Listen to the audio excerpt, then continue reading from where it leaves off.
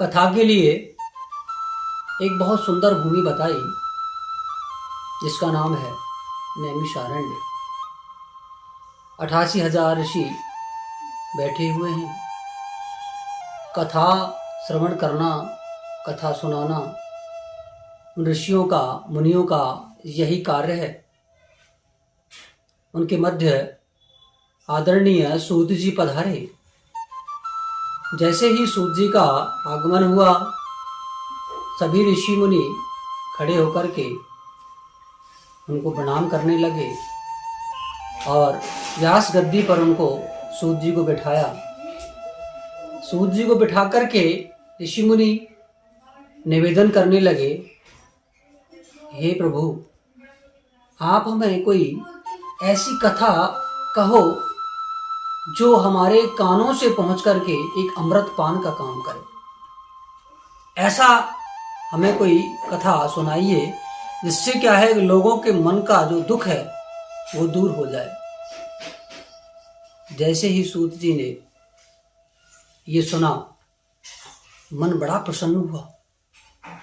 ऋषियों, बड़ा ही अच्छा प्रश्न आपने किया है।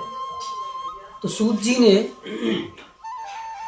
और ऋषियों ने कहा कि प्रभु, ऐसी कथा हो, श्रेयसां यद् भविष्येयं पावनानां च पावनम्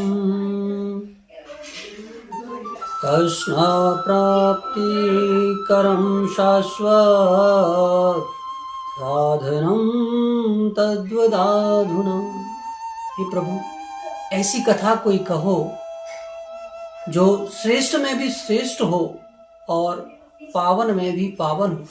कोई ऐसी कथा हमें कहो, ऐसी कथा हम सुनना चाहते हैं। सूत जी ने कहा, मुनियो, आपने बड़ा ही उत्तम प्रश्न कहा है। तो सूत जी ने कहा, काल व्याल मुखग्रास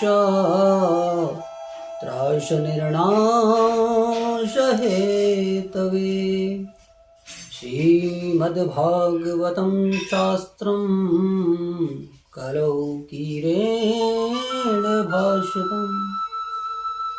ऋषियों, ये जो काल व्याल मुखग्रास, यानी कि जो काल सर्प जो है, यो काल जो है वो सर्प की तरह